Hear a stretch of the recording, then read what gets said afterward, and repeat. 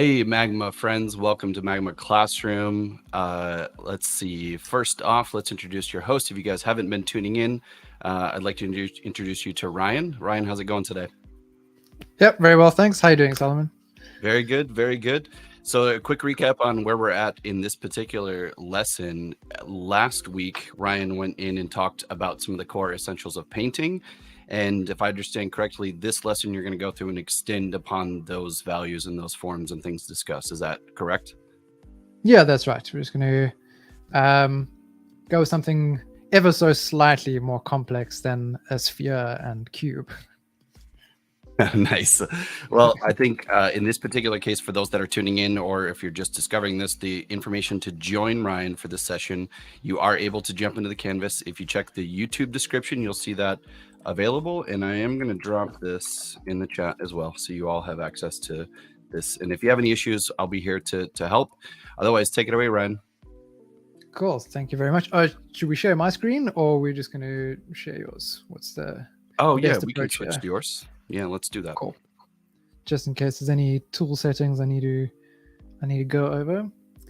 Okay, so last week we focused on just drawing very primitive shapes, a sphere and a cube, grayscale, nothing fancy, just getting our footing with understanding value and shapes, mostly value. Shapes is something we're going to go a bit deeper into today. So yeah, last week primitive shapes. Today we're going to do a very simple still life of a single apple, as you can see here. And I can't remember if I mentioned this last time, but for me, with still lifes, when I started out at art school, I kind of looked at still lifes as just a waste of time. I mean, why? Who cares about painting fruit and all that? But those were younger, arrogant, and more ignorant years. I'm partially wiser now, and I actually really enjoy doing something simple like this. It's simple subject matter. There's a lot of value in doing paintings of these and of bowls of fruit and that kind of thing, with subject matter that's familiar to us and where the shapes aren't too difficult to understand and break down. And if you have a really simple subject, you can also start to explore other aspects that maybe you're not as comfortable with. So, if you've got a grand idea for something, hey, well, I want to paint hands, and then you decide you're going to do this really crazy wild pose and then try and figure out in the hands and that you could be setting yourself up for a little bit of disappointment, or a bit more of a struggle rather. But if you break it down, okay, cool, I'm going to do a page of a bunch of hands, then you figure that out first. Then when you tackle the bigger paintings, it's a little bit easier. Same thing here, where it's, I don't have to think about the subject matter. It's something simple, and then I can use that as the training ground for working on stronger values, better contrast, texture, color, exaggerated shapes, all that kind of thing. But just keeping it to a really simple subject and seeing how far one can push that. So there is a lot of value in just painting fruit. That's what I'm getting at with all of this. So yeah, actually, I noticed that Proco shared a video recently on the same topic, but with a pair. He's got a beginner's course on Proco.com, and they was looking at a pair. A lot of the same thing, just understanding these shapes, getting the lighting right, breaking your values down into simplified shapes. So this is what we're going to get into as well today. Now, the first thing you want to do when you're approaching something like this, if you're trying to represent your subject matter more or less accurately, not necessarily photorealistic, but accurately, it's going to sound obvious, but it's to look at what it is that you're going to paint. Look at your subject. We tend to sort of rush into starting to paint right away, like, okay, cool, it's an apple, it's sort of round, and I just kind of go, and not really looking at how it's fitting in the space around it, what's actually going on with the light, where's that shadow being cast, what's the negative space like around it, and I'll get into that in a moment. So what we used to do at art school, particularly with life drawing and figure drawing, we'd have a model that would shift poses every 30 seconds, every 60 seconds, every 3 minutes. We'd have like quite a wild rotation of poses. But for about a quarter of that period,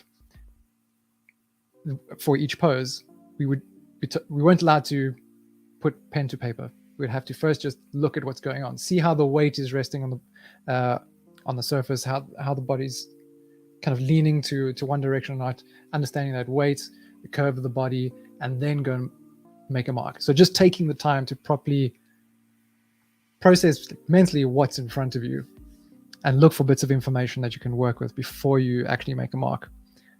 So that's the first thing. And part of that process, I would say, before anything, is to just squint your eyes at it. Squinting your eyes removes a lot of detail, and it groups certain things together and makes it easier to see light and shadow, blocks of color. So this is a practice you kind of want to make a habit of, just squinting your eyes at what you're painting and the live subject, but as well as your actual canvas, to see if the shape's sort of lining up in that blurred way when you sort of step away from it. Well, if I step away too far from my mic, you're not going to hear me. Do let me know if my voice does get a little soft. I do have a little thing here to try and cancel out my fan noise. Cool. So squinting eyes, really important. If we look at a reference image like this, okay, it's got quite strong color. You might struggle a little bit to see those values, the light and shadow. Remember, kind of value is just the sort of light and shadow of something. So what we could do to make it a little bit easier for ourselves is to turn this into grayscale. Most applications have a way of doing this. There are two things we can do in Magma. One is to, above your reference layer, put a new layer, grab your paint bucket, go to black, fill your canvas, and then set the layer mode over here to color, and that then makes your reference, the layer below it, everything's grayscale, and it gets a little bit easier then to just look at things, break down the shapes. The other approach is under view over here in our view menu, we've got the option to show in grayscale. So that's also quite nice to have, but this does apply to your entire canvas, all layers included, not just that specific reference layer. And you'll notice a little indicator on the bottom left. Very nice feature to have that you can quickly switch between. Let's see if my canvas refreshing.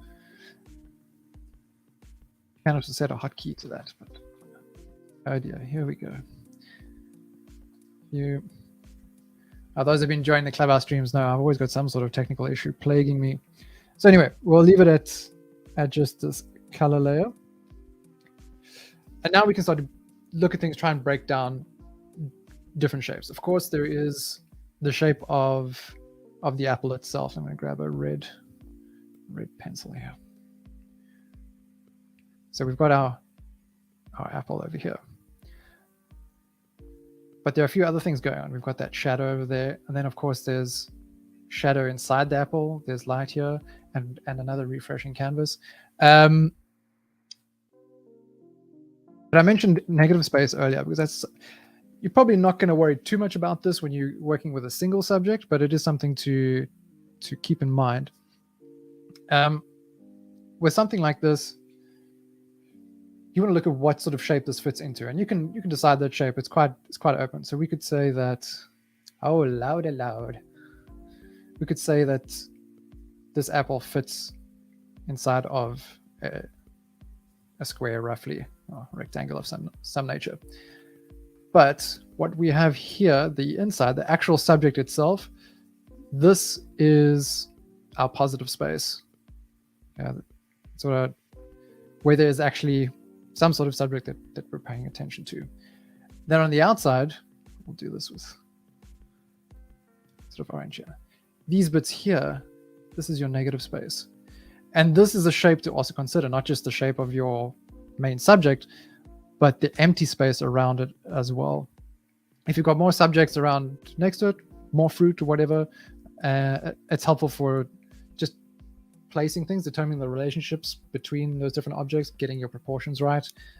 So what you can do, let's erase all of that, go back to red, allow the canvas to refresh because that's what it does. I'm getting messages there. So if you were to do, come on, bro, come on. Why are you like this? Why are you like this? Obviously not the color I wanted. So if you were to fit in this box, then you can look at okay, well, here's this edge of the, let's go a bit brighter here. Here's the edge of the apple up here. And it's got a curve of a rough sort of gradient, and it makes this sort of shape around the outside of it here. This is quite problematic. It's constant refreshing. There it goes again. What to do about this? I don't actually know. It's so weird that it's doing it. I'm gonna try something. Let's try something.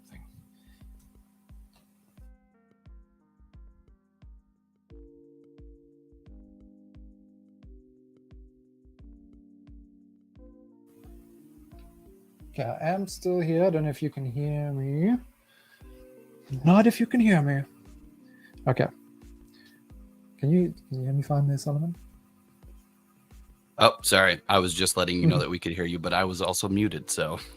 Okay, cool. So, sorry, that threw me off. I decided to just pull the hard line. Maybe that's what's causing the problem. Nice. Yeah, sometimes you got to do that. So, sometimes you got to do it. Knew I had to do it. Sometimes I have to as well. No, it didn't work. Wow. This is so frustrating. What a nuisance. Okay, so negative space, something to keep in mind. As much as we're trying to figure out the shape of the apple itself, try and fit it into another shape as well and see what the negative space is supposed to look like. This gets more important when you're working with more elaborate subjects or people posing. I think, for example, if someone's standing in front of you and they're just standing with their arms at their sides, standing straight up at you, it's quite a boring stance, right? But if they've got their hand, you can't really see in the camera. If you've got the hand on the hip, for example, you've got the space that the arm makes alongside the body of the hands out, then you have these gaps underneath the armpit, that kind of thing. It starts to make things look a lot more dynamic, but it becomes more helpful as well to position those things correctly when you're redrawing them. Okay, so let's clear that layer. Everything works fine, so long as I don't put my pen down on the canvas. Right, okay. So we're looking at our subject. By the way, this photo is taken from Unsplash. If you're looking for reference photos to use, it's free to use photos, great resource. We're looking at our image, we're squinting our eyes, and now we're looking for the shapes that are being created, shapes of value. And you can, if you want to, set up a value scale beforehand, just so you know, okay, cool, this is what we're looking for. Shapes of shadow, shapes of light, the local value, which is the sort of inherent value of your subject, with sort of neutral lighting, no sort of direct light on it, no heavy shadows, anything like that. Yeah, and then we can, if it's helpful for you, you can trace over your reference image just to break it down for yourself. I mean, this is, remember, we're learning here. There's parts where there's times when just tracing over your reference photo can be really valuable, and it's just really for this understanding phase here, where, you know, looking at this, okay, there's a shadow shape that sort of runs like that. That's a much darker shadow, comes out a little bit further, sort of round like that. I can group that all together as one shadow on my subject. But then we also have a cast shadow. So we have form shadow and we have cast shadow, right? The form shadow is where the facets of a subject that are turned away from our light source. So our light is coming from up here, quite far off. And let's see, sort of around here, things start to change. Okay, where these sides are all kind of facing towards the light source. Here it starts to turn away. And there's now a lot less light appearing on those ends. So we have that's our form shadow, and then we have a cast shadow, and that's where a surface might be facing the light source still, but there's something blocking light from landing on top of it, in which case it's the apple. So this would be our cast shadow, and that's going to change depending on the surface itself, right? If there's lots of little bumps here, then you're going to have a few bumps in the shadow as well. It's not going to be just a straight line.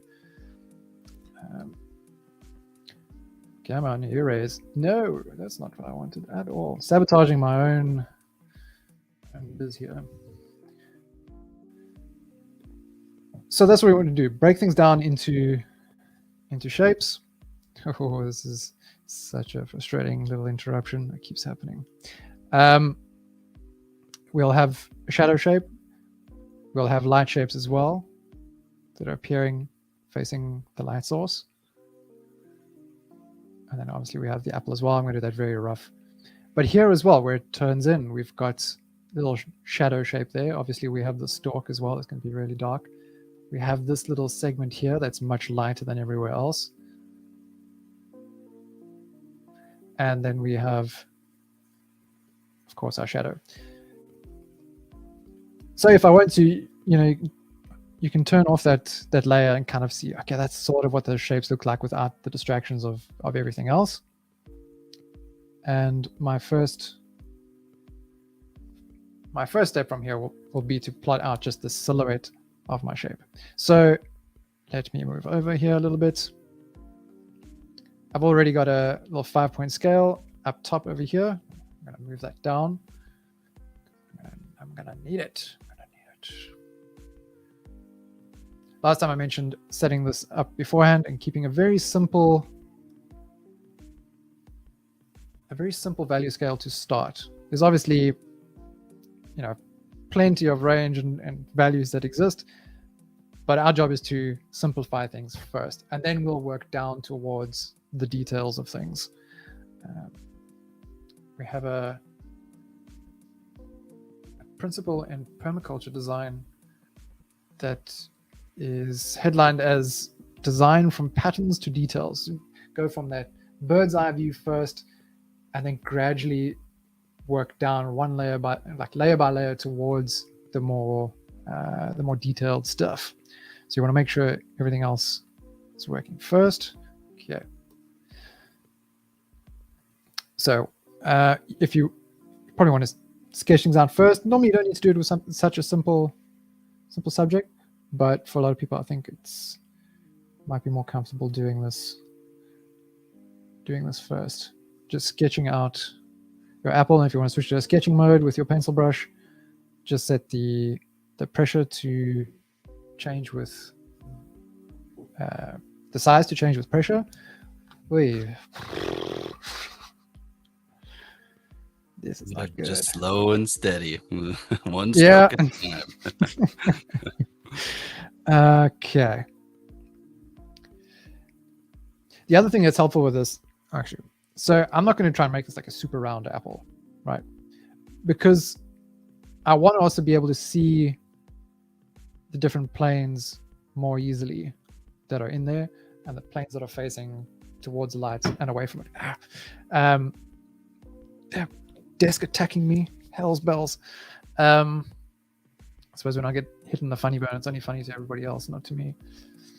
Yeah. So, okay. Like sketching out there. So I'm not going to try and make this like perfect, rounded apple. Doing very sketchy lines is also something I want to try and avoid. But it's just to help us plot things out. I'm going to start making angry Wookiee sounds soon. Go to black blues.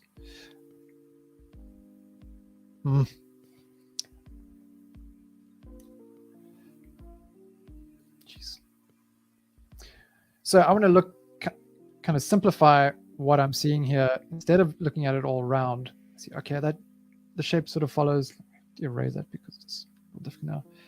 Things are going a bit that way, and then it sort of turns down like that. Okay, and then it turns sort of like so, and like so, a bit like that. So I'm looking for these more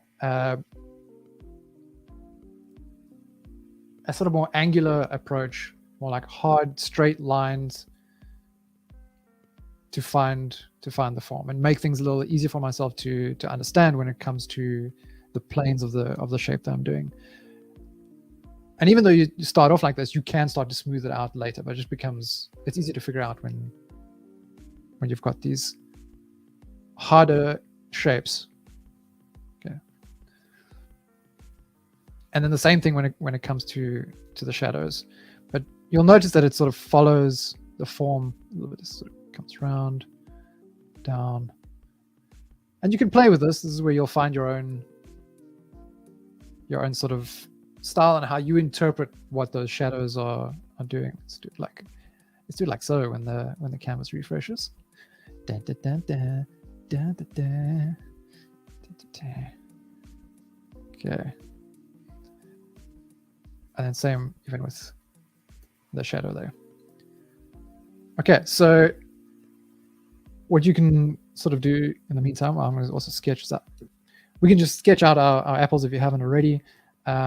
I noticed that, whoops, we've already got someone drawing that more sort of hard edge approach to the apples, which is excellent. That's a really nice sort of thing. And this is why I say, you can focus on a really simple subject and you really start to push shapes around and play with more exaggerated colors, more exaggerated shapes. You can do a lot with just a simple apple. So, okay, let's see if I can sketch without constant refreshing happening. Go to my pixel pencil because that's my preference. And now, like once I've done this sort of trace over, I could turn it off and just kind of start again, but I'll just look at those lines that I've created there, try and do the same sort of thing. Line there.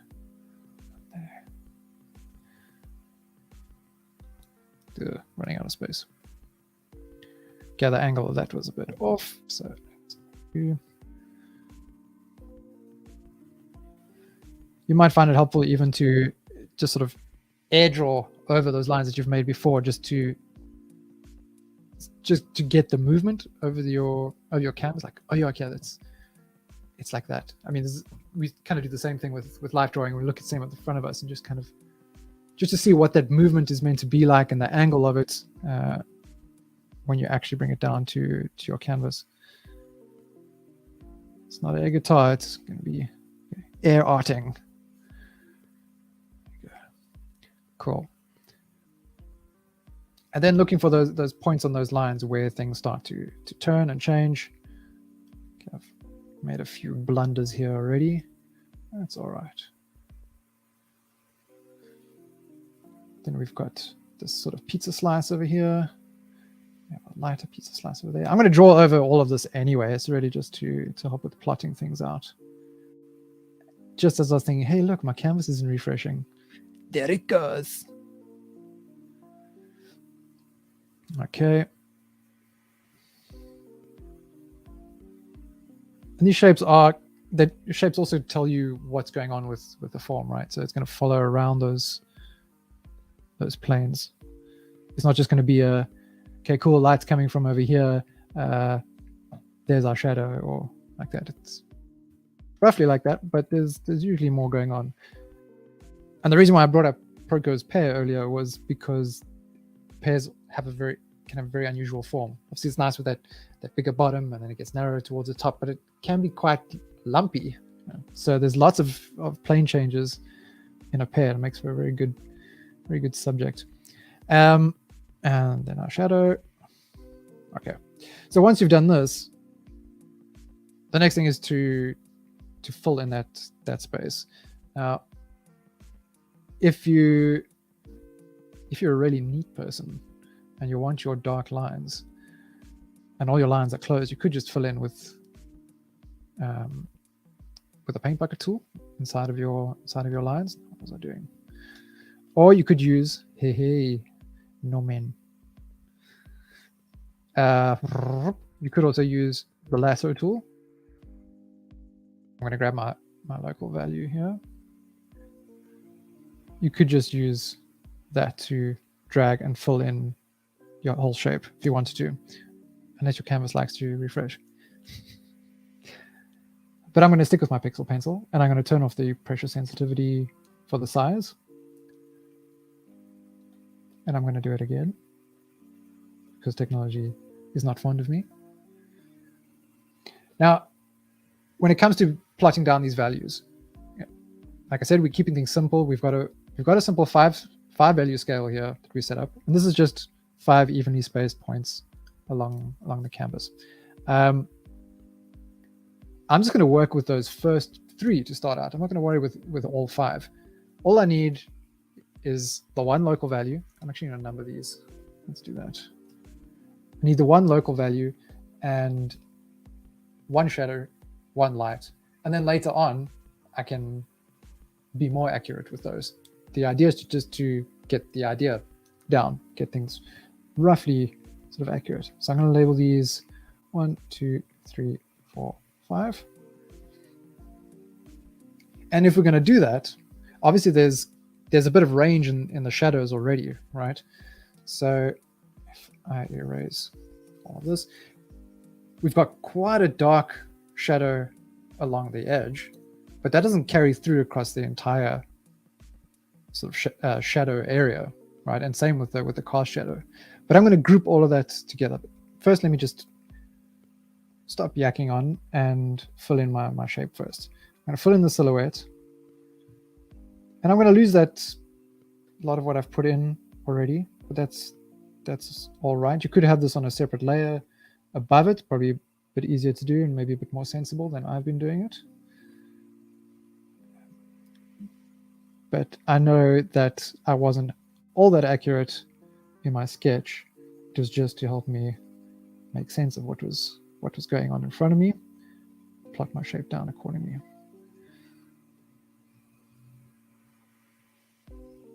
So this would be the silhouette done first.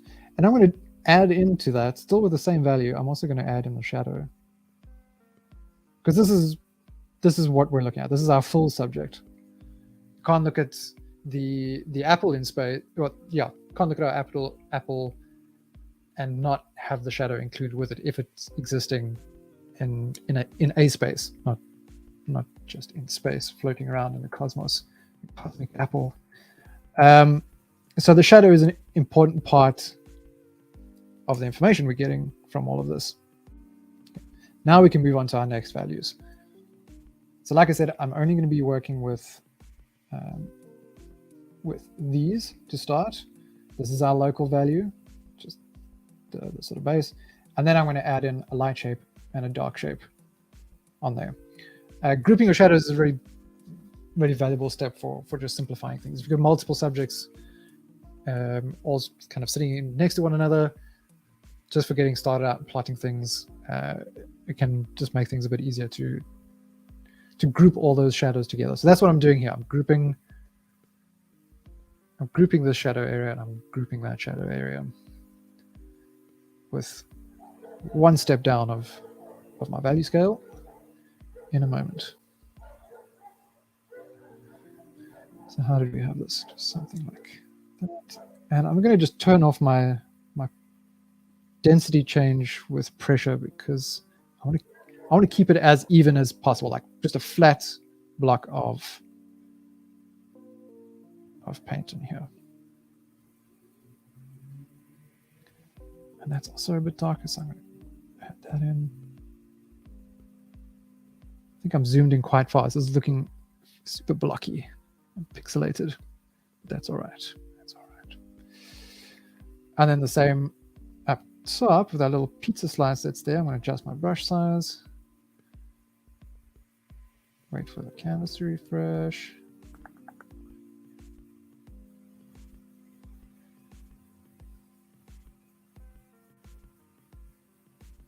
Just dial it back a little bit. I mean, this is such an early phase. I'm not worried about being too accurate with those shapes, but I want it to be more or less right. Okay, that's also going to be more dark shapes sticking out, and then we do the same thing with the light. and that's sort of facing. We can see our light sources sort of far away in the distance in this direction.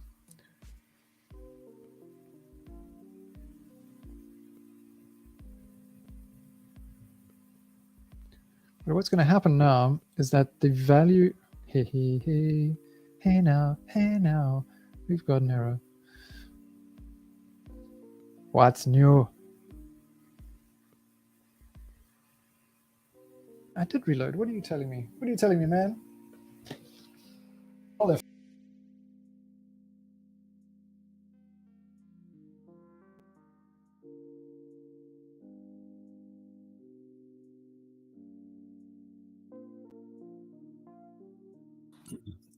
Looks like Google lost Ryan there a little bit. Let's bring him back in. There you are. Can you hear me? I don't know what's going on. Yeah, I can hear you. Can you hear me? Yeah, it sounds like your mic might have changed. Okay. Okay. That's what is going on. Should still be the same thing. Okay. Okay. Does it sound fine? Does it sound normal? Yeah, sounds great. Or does it still sound like a different mic? No, it sounds better. Sorry, guys. Strange performance issues. Okay, I'm going to share my screen again here. Or maybe I shouldn't share my screen. I don't know. No, we need to see what's going on probably with my cursor. Let's do it. Okay. Cool. So what was I doing? I was adding in a light shape onto my apple, right? I know it looks really blocky and unpleasant at the moment. That's fine. We'll adjust that. We'll adjust that later. There's even a bit of light over here.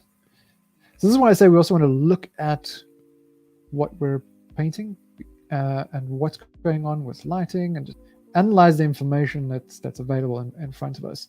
We've got light coming from up here, and it's going to be bouncing around as well on the surfaces around the apple. So it's a very light surface. So some of that light, let's make that smaller.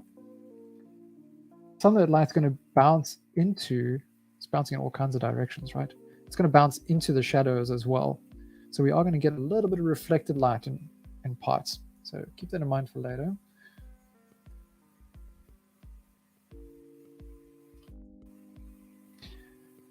But normally I like to start my canvases out actually or start my drawings out, not on a white background, like I've done in this. So I would rather go to my drawing settings and let the canvas refresh and change it to like a light gray, for example.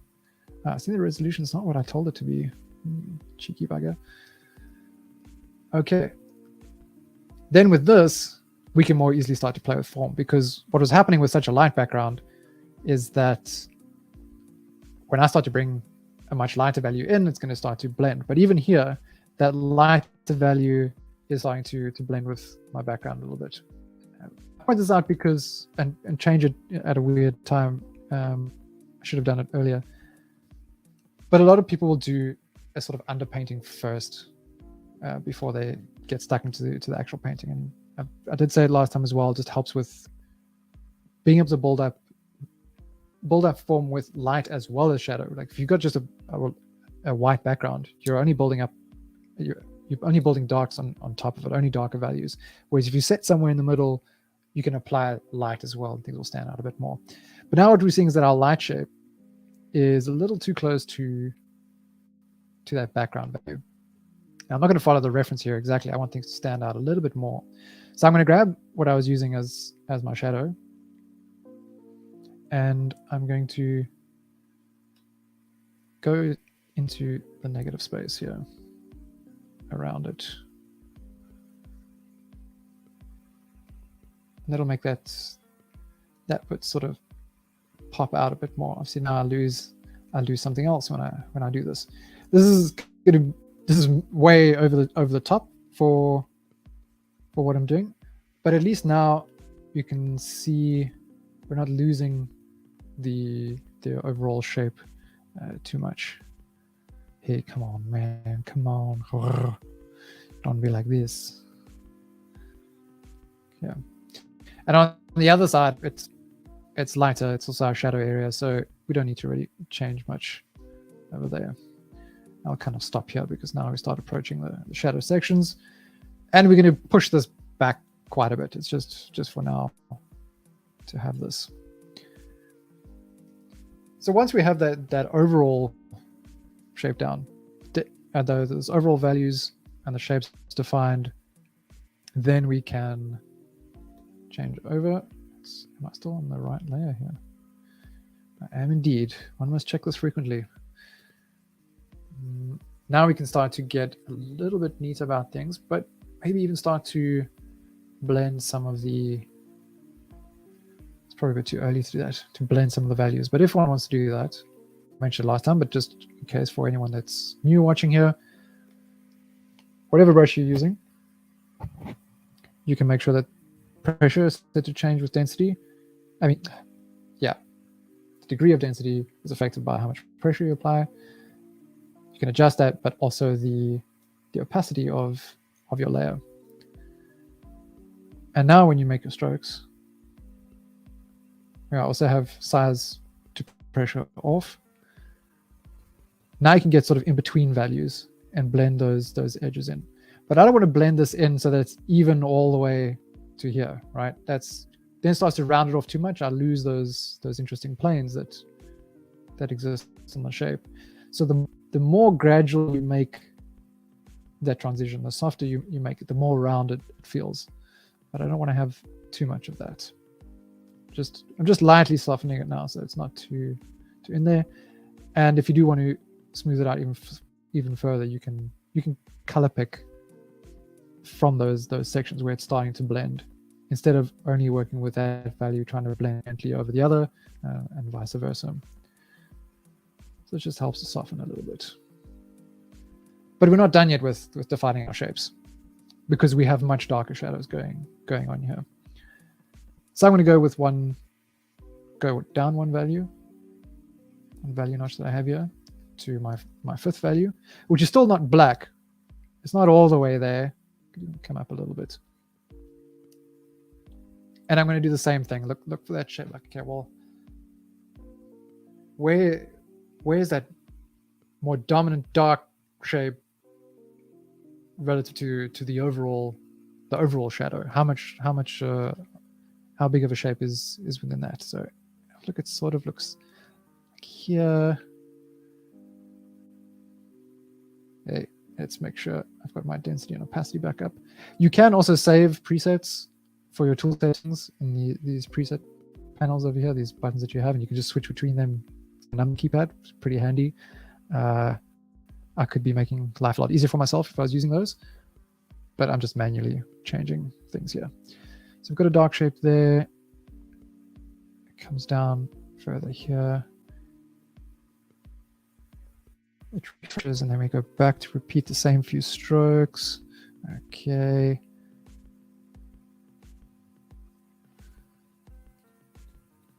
That's super untidy. Rah! Curse you. Okay, let's fill this in.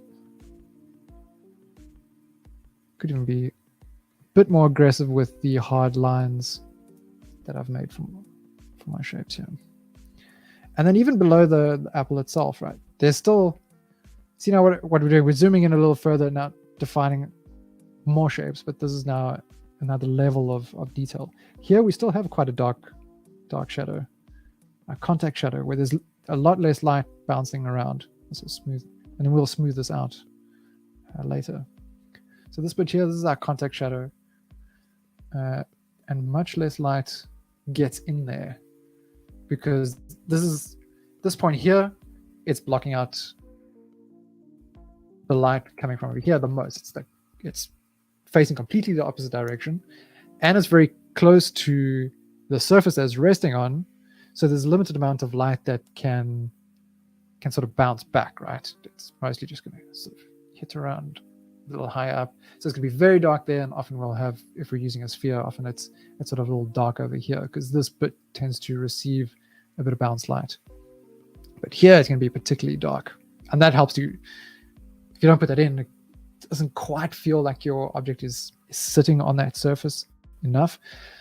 So this is why I didn't go all the way to black, because I don't want to use that dark of a tone too soon, because I know my darkest value is going to be that contact shadow. And there are going to be some other things that are particularly dark, like the stalk, for example, that's going in here.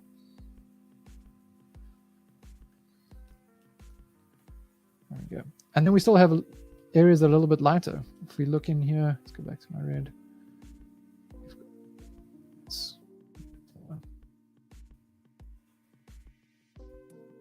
A little light shape that's sort of like that. A little pizza slice on the other side. I think that's actually how we just got to approach any subject matter. Break it down into pizza slices. Same thing would happen over here. Edge where it's a bit brighter. Maybe even a tiny portion of that. So we can bring in our next value here. Just be a bit lighter. So what did we have? We had pizza slice. Curse you. Yeah.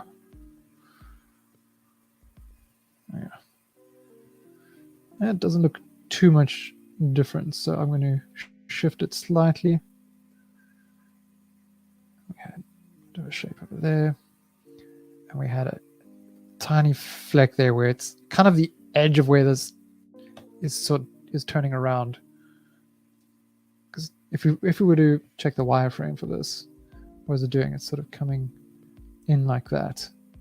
So there's a point, like a little point where things start to really turn. This could probably even be a little further up.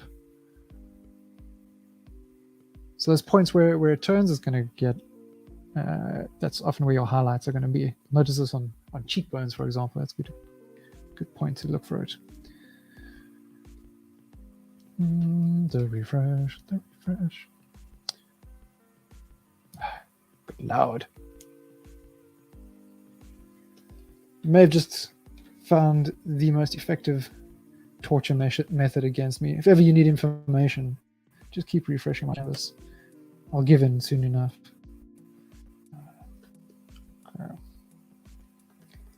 Okay, so we've got a very basic shape. But now I mentioned that there's light bouncing into the shadow areas as well, right? You can see it. Let's clear this out of the way. We're going to zoom in. We can see over here that there is a little bit of light, but not going to be as the areas that are actually catching direct light. Yep. We have our what do you call them? Key lights, which are either direct or like overcast day, are sort of bouncing from all over the joint and sprays light more evenly. That's a diffused light.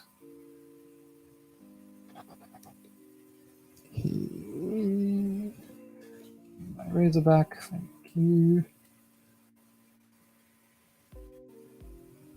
So you want to make sure when you add that in that it's not, I'm not going to use like one of my light values for that, because that bounce light, unless the particular lighting situations you are going to have that, where maybe there is a strong light on the other side or something that is highly reflective, that's then bouncing back, and even the object you're painting is a bit more reflective. But generally speaking, this we can probably even see. Look where you see where that value is now on our color wheel. It's almost smack in the middle. So that's more like our local value rather than our lights. So this is helpful as well to kind of just hold your eyedropper shortcut down and drag around to see what's going on with the values. And we can see that edge is more of our local value. So I'm going to do the same thing on our apple over here. I'm going to grab that local value in the middle. This section could even be lighter, but I'll fix that up in a minute. Grab the middle one, go back to my pixel pencil, and then just add in a little, just a small shape. It's just lightly catching some of it, and I'll blend it in afterwards. But I know it's there. So that is the bait. That's as much as we need, right? You can read this as an apple in a space. We can tell where the light is coming from. There's a bit of a background. We've got our form shadow. We've got our cast shadow, which I'm going to bring out a little bit more.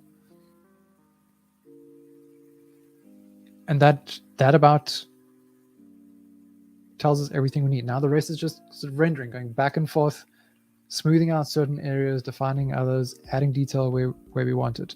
So that's what we'll do now. Is just keep working on this and gradually try and get it to something more or less accurate here. We don't have to worry about the stuff that exists above this. I don't worry about being accurate to the back. You have a piece of paper, you can put it in if you want to. We have these two different light values, but I'm thinking of just a floor or surface that this rests on as a single value, and maybe a slightly darker background, just to bring out that light section a little bit more. Okay, do we have, now I reconnected, I've lost a lot of the chat previously. Oh no, here it is. Are there any questions at this point with what I've explained? Oops, that's a bit dark. Yeah, I mean, feel free to ask it at any point. Hopefully I notice things, but otherwise I'd say let's just keep going. Now I've made this background pretty intense as a darker value here, maybe a bit too much. If we are looking at our background here a little bit, we can see it is much lighter. So what I'm going to do is just dial it back a bit. And now I'll start to play with my density and opacity on my brush, right? Initially, I just wanted to have flat shapes that follow the form and define my light and shadow. And then after that, I can start sort of smoothing those into one another and go with lighter strokes to define things. Because I had a tendency early on with painting to be too light with the brush strokes I made, and things would be a bit more transparent. I'd be nervous about putting down a solid block of color because it sort of seemed final. In the same way where we, particularly as beginners, when we're sketching something, we do this like hatchy, well, it's a bit small, but we do this really like hatchy approach to drawing, trying to find, okay, it must be like this, but it gets really untidy. And as you gain confidence and experience, those lines tend to be more confident. Right? You start playing when you're more comfortable with your pressure. Okay, that looks horrible, but I would still say that this looks better than this hatchy approach to drawing something out. The same thing applies with paint. You still want to make bold, confident marks early on. Get those strong shapes in, and then start adding softer strokes where you're going to start getting texture and whatnot on top of that. So let's put on, wait, wrong brush. Pressure density, and then I'm going to push back this background a bit.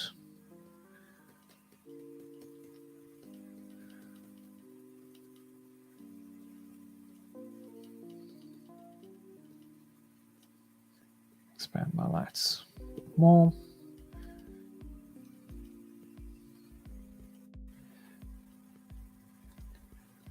I find with things like this, I'm color picking a lot, and your shortcut by default on Magma for that is Alt, but instead of using my keyboard, I've programmed the front button of my pen to Alt so that it's right there. I'm gonna be using it all the time. I don't have to reach for anything else on the side of my tablet or on the keyboard.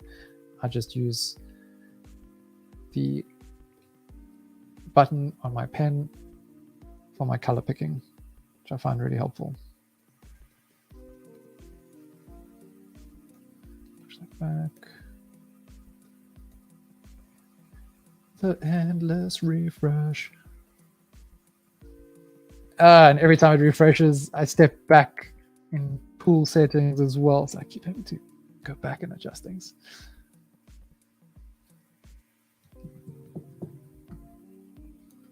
Right, yeah. And do it again.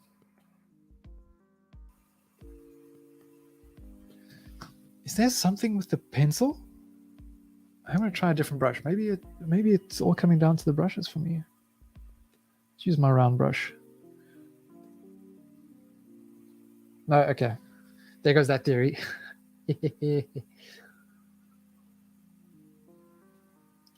Notice as well with the shadow, the form shadow on our reference material, that the shadow doesn't have a crisp edge, right? There's a bit of fuzz to it. So when you're plotting your shadows in your painting as well, take note of that. It will depend on how hard of a light you have shining on it and how close and far away it is, what's happening with bounce light in the environment. Sometimes those edges are going to be really harsh and crisp. Other times they might sort of blend out a little bit more. If there is more light bouncing around, it is a more diffused situation, then you're gonna notice that the edge of your shadows is going to be a bit softer. So I'm going to do that quickly here.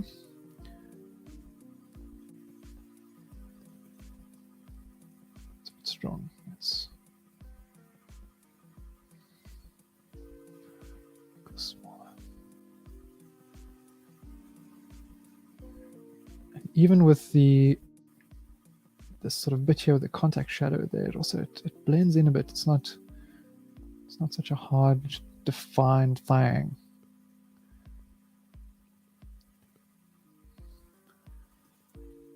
The only hard defined thing is my torment in this refreshing canvas.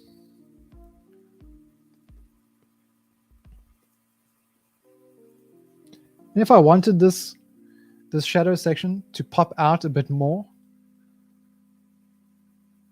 like I said last time in our last lesson, if you increase the gap in your values, so if we look at our value scale here,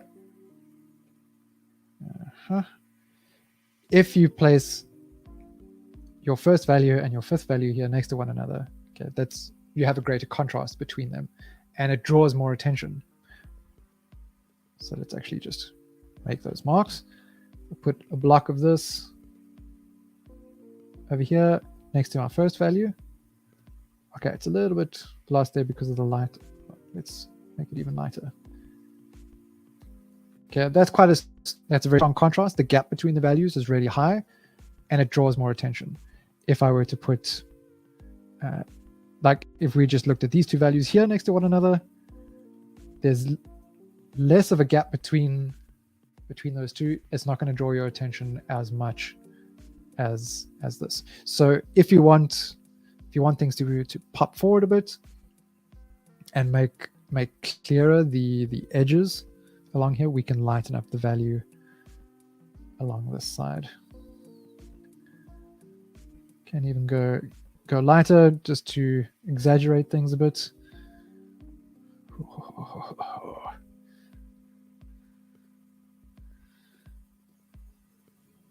There you go. And let it just sort of, you can just do it over a section. It doesn't have to be the whole.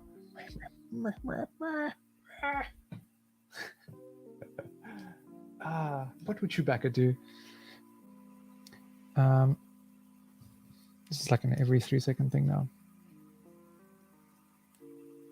And then you just start like blending that into the background. It's not like you have to make the entire background this light color now. Let's make this bigger.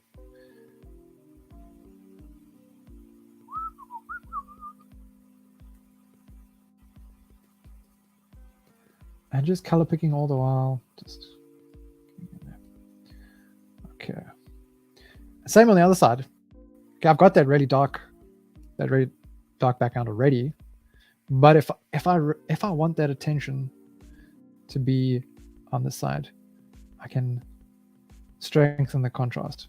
But now what I've done is I've created a bit of competition between points of interest, where the value over here, well, let's say I want your attention to be on the side where the light is falling.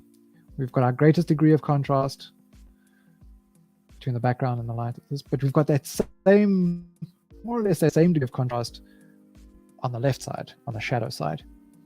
So to avoid that kind of competition, just look at the gaps in value. If you wanted to be less attention on this side, decrease the gap. So I'm going to actually go back to my more original background color here. I'll just make it a teeny bit lighter in a section, just to make it a small little bit of interest.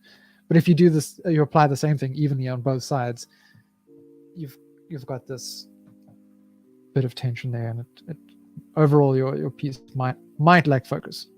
Right. That depends on what you're trying to achieve.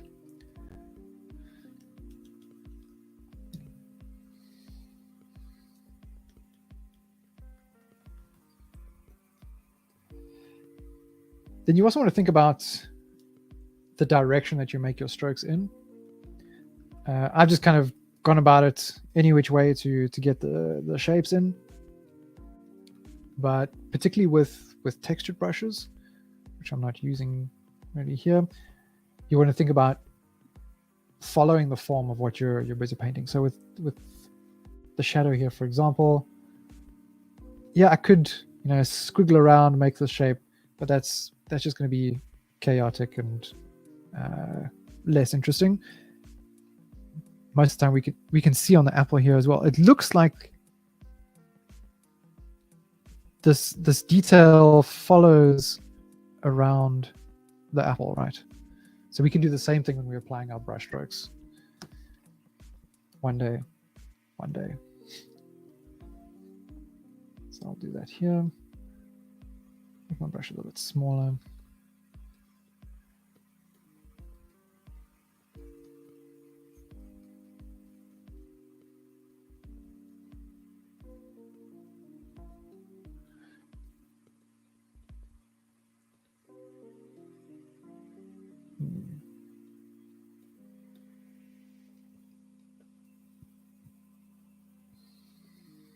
I should check the chat here. Everything's fine.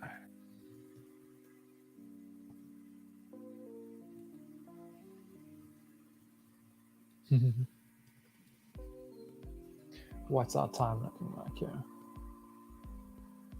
Okay, 8:58. Cool. So we've covered about an hour here. Everyone's apples are looking great. Yeah, Triluminati, that's sort of breaking down into those simple shape. One day, I've been determined for many years to one day invest time and energy into doing a Sean Connery accent. I don't know what it is, but it's just such a cool accent. Anyway, silly side note, but that sort of definition of different shapes that you can then smooth into one another, very nice, very nice. Well, yeah, you guys know what you're doing. You know what you're doing. Yes, right. Also looking good. Some texture in there.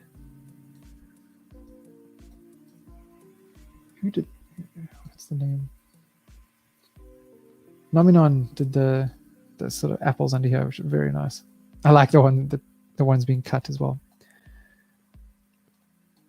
Great examples of just keeping those very clearly defined shapes. Even going to keep that like.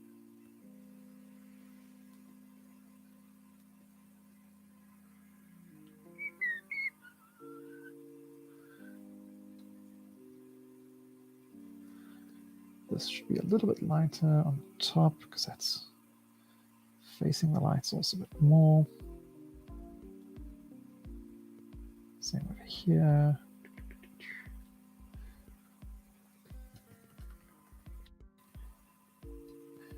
And now maybe I'll go down to a bit of black for the contact shadows.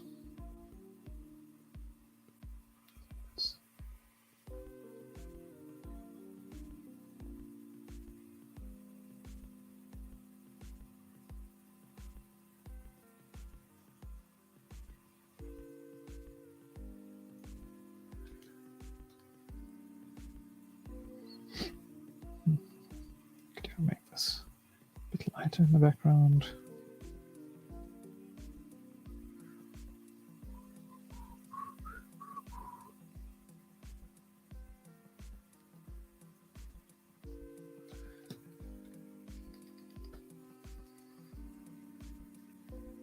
Whoa.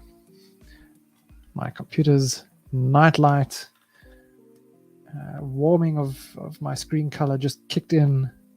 So everything went quite orange. So this you can apply as well to, it doesn't have to be in Grayscale, right? We can do exactly the same thing for a monochromatic color drawing. It's a little difficult for me to determine color now with this really rich orange. But if I were to shift over on the color wheel to the sort of midpoint, yeah, let's make sure everything's set right here. Could set up a value scale with a particular color as well. You could do it in a way where you just shift along the same axis of color, but that's going to look pretty weird.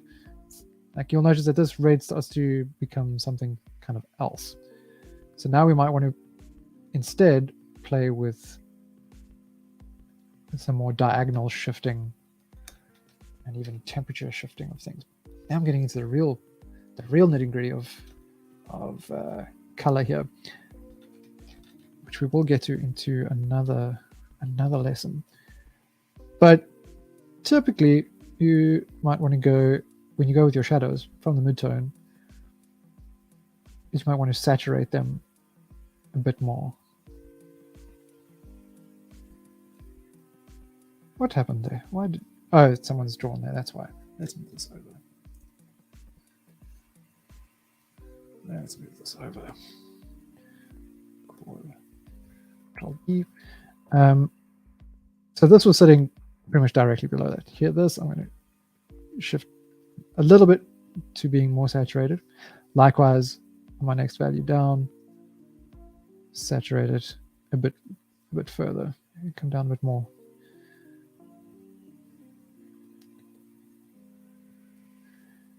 And then instead of going directly up, I'm going to shift a little bit to desaturated. Because depending on your light, what tends to happen with light falling on things is things get a little bit more desaturated. Typically. But it does depend on your light source.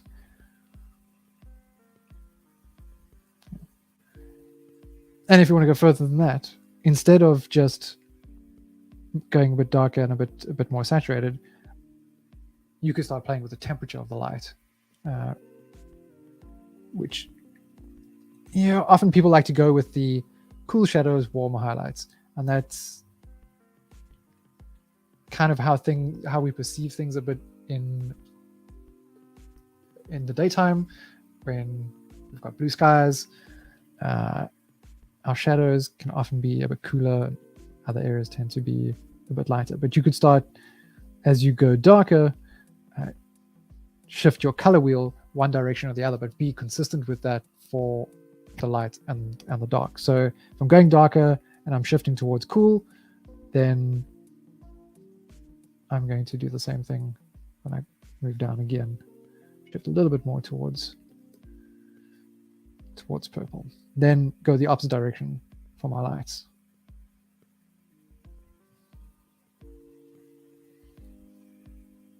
Shift a little bit more there. we've got another color palette. And you can do the same exercise with these different color palettes where you're still just, the main idea is to shift the values. We're playing around with the same colors, but different values of them. Yeah, so that's kind of our lesson. We can keep painting for a little while. I don't have too much further to expand on this, and unless there's particular questions anyone has. I'm also just mindful of my canvas refreshing situation. So I think this will be the end of the main part of the lesson. But I'm going to keep painting for a while because my apple looks nowhere near what I want it to be. So if technology plays along, I'm going to keep cracking at it.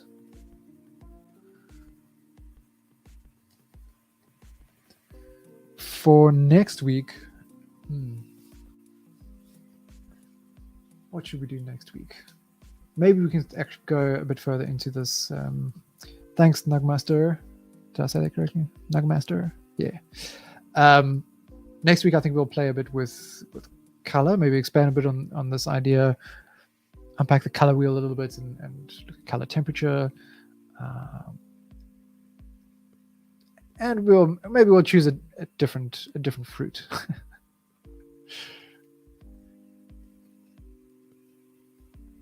Yeah, could be cool to do a little master study, perhaps, of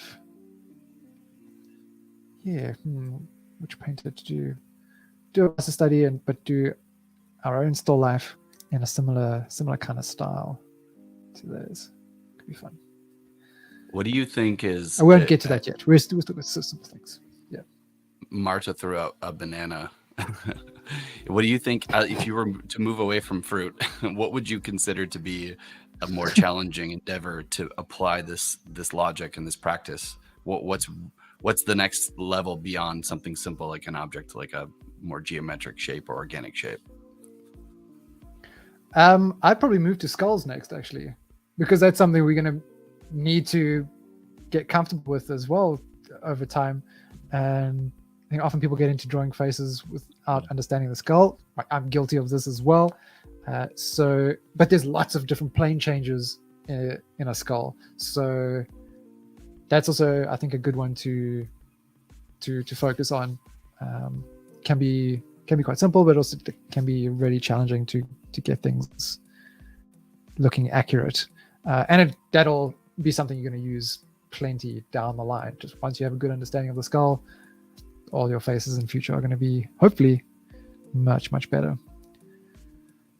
I mean, that's it's quite a big jump from apple to skull, right? But absolutely, I suppose then we still kind of got a rounded eggish form, but now it's got cavities in it, so it's sort of carving away, and then light sometimes bounces inside of that. So it's fun. It's a very fun subject. Marta threw out, we will I think, definitely a glass flask. Ooh. I would think transparent surfaces probably has to be the biggest challenge out there when it comes to lighting and shading, right? Definitely. Because then you got the reflection of that material plus the reflection of light behind it. What's all that doing? If there's a liquid inside, and you add more chaos to the mix. Yeah.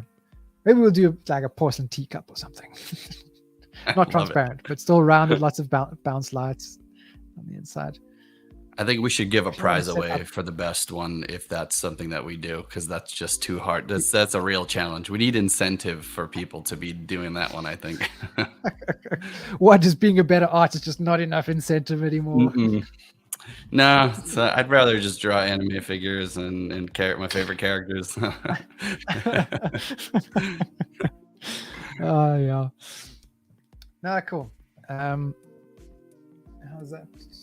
Okay, cool. There goes my canvas again. I'm going to stop sharing my screen now so we have less of this jumpiness. Lots of white flashes of screen.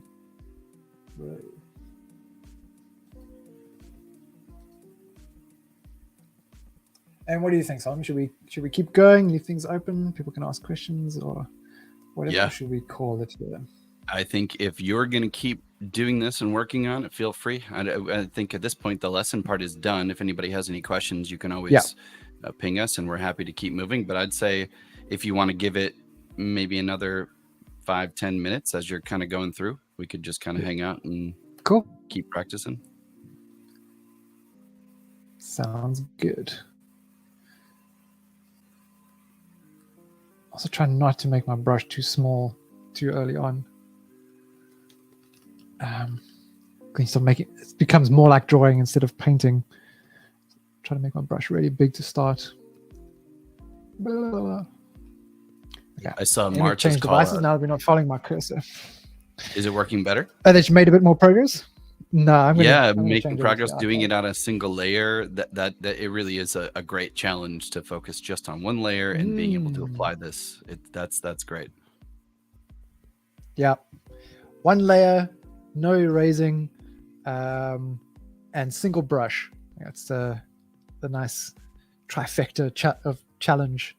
Whereas we were talking about Wes Gardner earlier. He's got a video about his sort of gauntlet approach with learning something. And he uses those three things: no undos, no eraser, single brush, and single layer. And then it's more like actually painting on a canvas. That's also the context that he put it in. It was to get a more traditional feel. Stick to those three things, because you don't have that when you're throwing paint at a real canvas. Mm-hmm. It's like working out, or like walking with weights on, like maybe this is a good reference, maybe this is a very stereotypical one, but as Goku trains with weighted boots and weighted clothes, that way when you're presented with a time down the future, if you make it the hardest way possible, it's just that much easier, right? It's like when I play The Last of Us. Sure.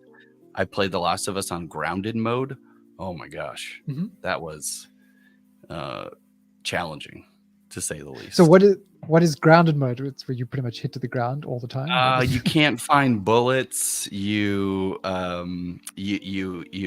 The damage is, I think, a little bit higher. You can't see any of the menus or the UI elements. You don't know like what items you have you have to remember everything. You have to just like know it all. Wow. Not to mention, it's insane. It sounds pretty intense. Jeez.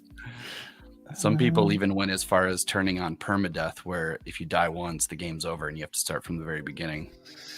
Oh man, like hardcore mode in Diablo. Same kind of thing. Sudden death. That's, I don't know. What sort of time investment does one put into the full game of Last of Us? Way too much. Because then when you do pig, you're like, oh man. I play those games anytime I jump into a story game like that. I'll start on hard and I'll play it all the way through. And if I really love it, I'll play it a second time. And usually the third time I'll go to the highest difficulty that you can go. Okay. And that one, which I did. I've seen people kind of gone about how games they can be quite stressful now, because there's so much going on. There's a lot of depth to the story and lots of events happening, lots of flashing, whatever. And there's a lot of challenge to keep you, lots of things to try and beat, where like the relaxing element is lost sometimes. So what is it? Cordyceps. Yeah, that would be a good one. The whole premise of The Last of Us is the cordyceps virus, I guess, if you will. It's coming from cordyceps instead of it being like a bacterial infection or something like that. It's cordyceps instead. Okay. Where people are just like, stuff this. I'm playing on easy mode. I'm playing this game to relax. I want to enjoy the art. I want to enjoy the story, not the stress of trying to survive this bastard that's trying to kill me.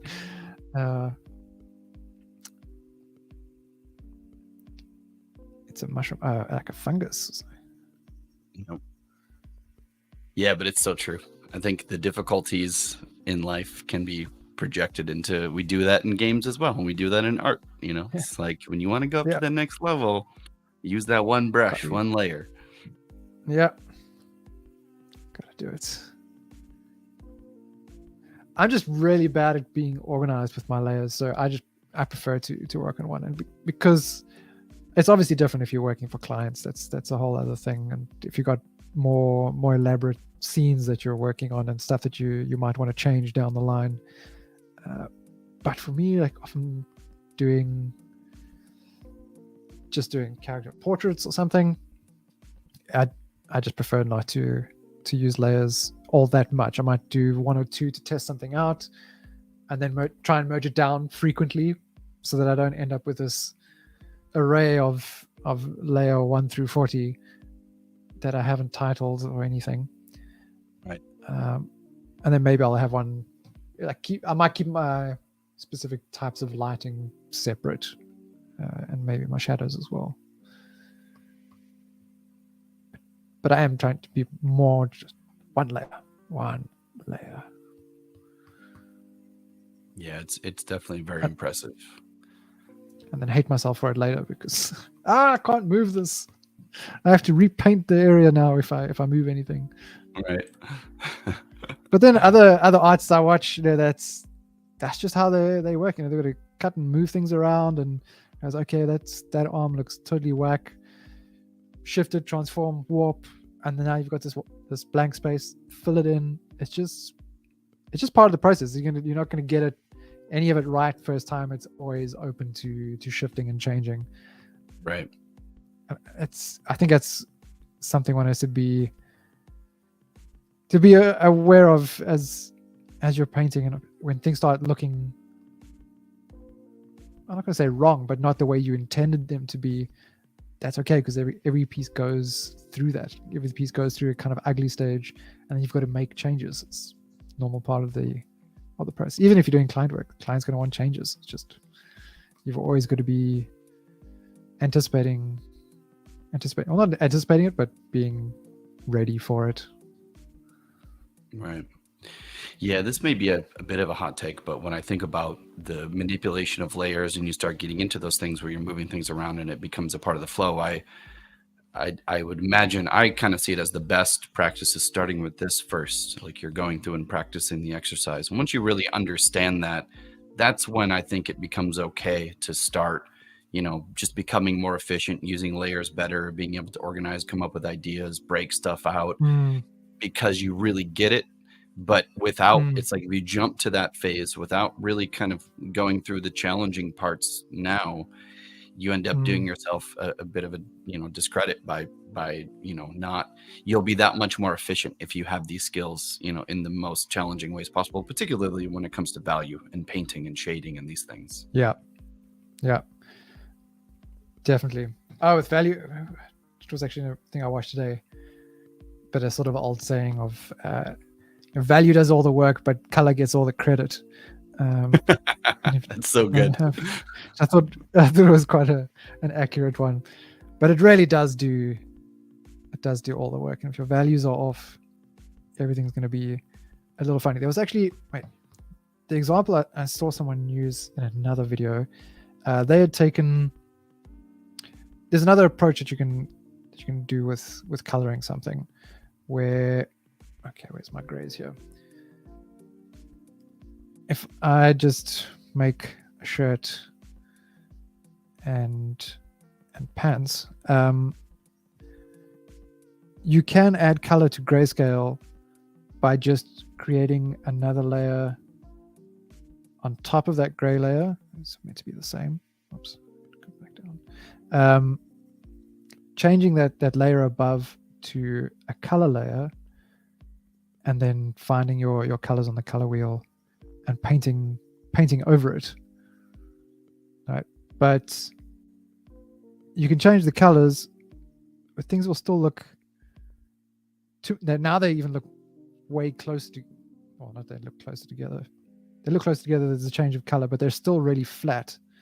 But if we go back to that layer at the bottom, and I choose a darker value, if my color picker cooperates, thank you.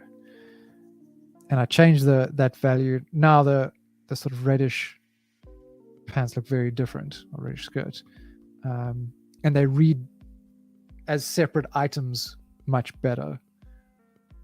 So if that value, if you're not getting it right early on, everything's just going to look flat, no matter what you do with your colors. Obviously, it's one aspect of color, but yeah, I don't know if I could really explain that, but well, I'll have to maybe do it in another thing. But it's an interesting approach. It's like doing your painting first, everything in grayscale, and then either with gradient maps or then these color layers on top, painting in the color. It's quite interesting. I mean, I don't know if this is as we're kind of working towards our filters and some of the things being able to enter into grayscale mode, and I think that's kind of what you're describing, right? Is like we're painting in grayscale by default here, but if you were to paint along the spectrum of the object, the color, for example, I forget who, I just saw who was doing the red apple, but essentially it should feel and look the same as grayscale and color, correct? Like the color shouldn't be overselling the quality or the proper shading and value. Yeah, you're just sort of hiding that you don't know what you're doing with your values. Right. Just playing with the color. Yeah, for sure. And as Martin's pointing out, that a lot of artists, they do is like they start off in grayscale and then bold on top of that. But I suppose as you get more comfortable with things and you have a better understanding of color, as you're moving on your color wheel, what you're doing with your values at the same time. So you're still going to do your check switching to grayscale, but you probably don't need to put as much effort and concentration into getting that particular part right first, and doing it in this way where maybe you do grayscale first and then layer color on top. Obviously takes a bit longer.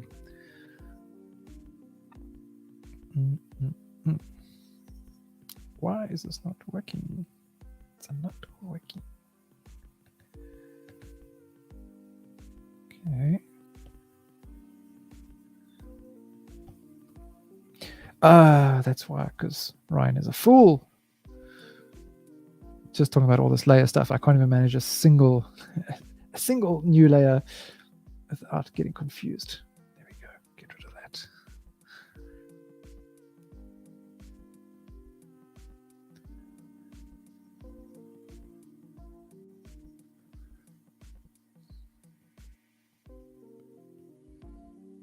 Let's give it 7 more minutes here till it'll be 11:30 or 30 minutes on the dot.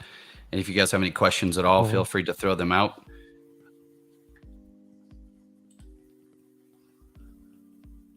We are also paying attention to our YouTube channel. So if you are catching this afterwards, that's fine. You can still drop your questions in the comments, and either myself or Solomon will spot it and answer as best we can.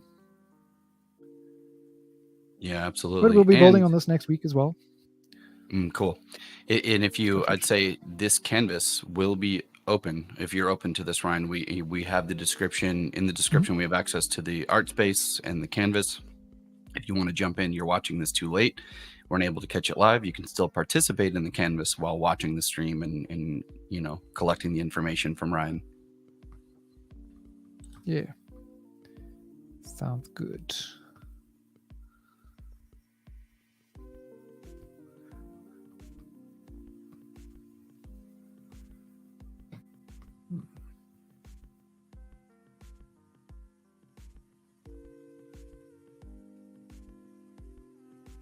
A common question that gets asked is about finding one's style, and it's funny. It's an understandable question when you're starting out. When we see all these people that we admire having such unique styles, but it gets developed over a lot of time and repeatedly drawing different things and pulling on different influences.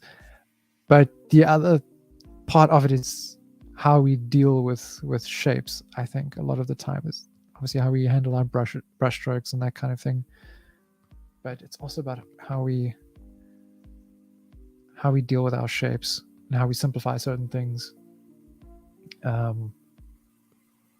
Yeah, and represent those different light and color shapes.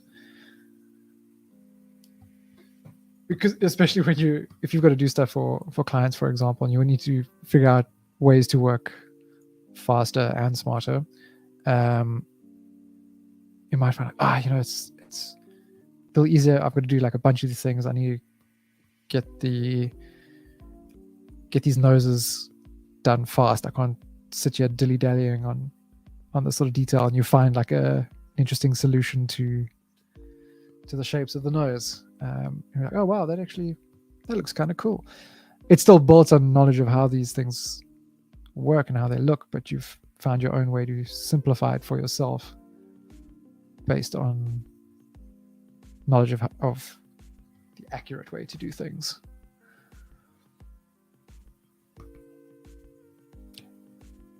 I think even for me, like early on, I get a bit frustrated. Like, I just want to have my own sort of unique visual identity without actually understanding the core fundamentals first. You got to get all those rules down, and then you can break things from there. I just want to draw anime. They don't look accurate. Like, yeah, but I can tell you now, anime artists, they know their anatomy, and they've simplified down from that knowledge and experience that they have.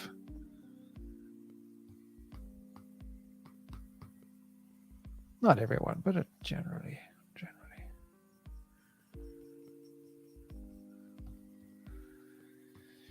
Okay, that's looking like something.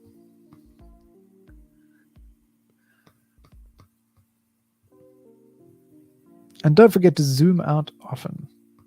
When you're standing in front of a real canvas, you're meant to step back, take a few steps back frequently, make yourself a cup of coffee, come back. Here, just pinch out, zoom out a little bit, get a bit of a zoomed out look, and then go back in. This is part of that checking your values and your shapes thing. Got to zoom out.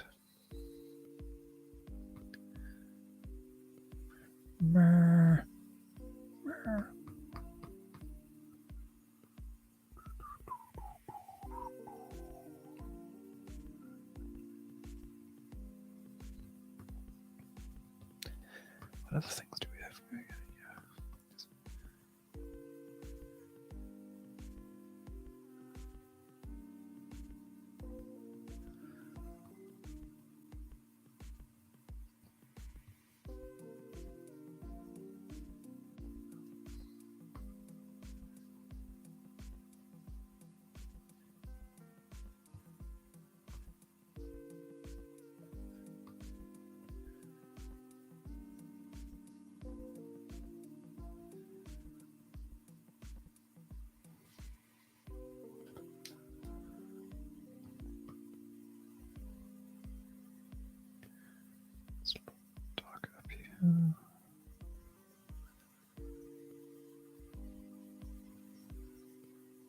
As we're wrapping up here, I'm just going to do a quick review of the canvas, check out everybody's work.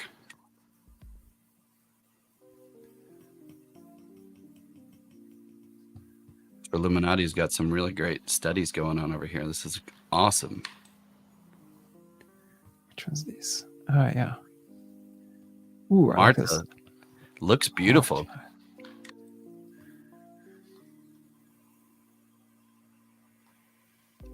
Even great brush strokes, great flow and curvature around the shapes.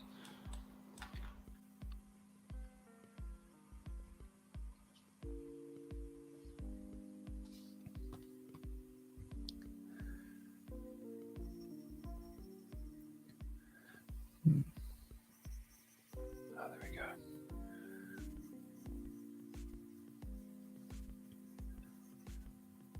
Is this your work, Nugmaster?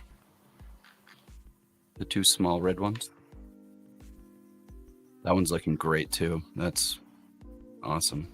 Even little subtle dots and textures. I like it. Oh, that's Radic. Radic. The ringer. Oh no, I didn't notice he was here. I haven't been looking at who's. Oh, nice.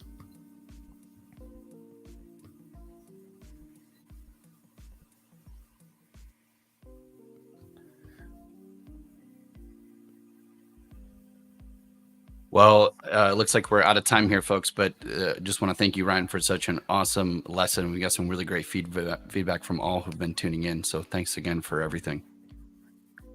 Great. Thank you very much, everyone. I'm glad you found it helpful. Yeah. And we'll be back next week. Yep. For more fruit. Thanks, Ryan, aka He Who Paints. Thanks, Solomon. Yeah, of course.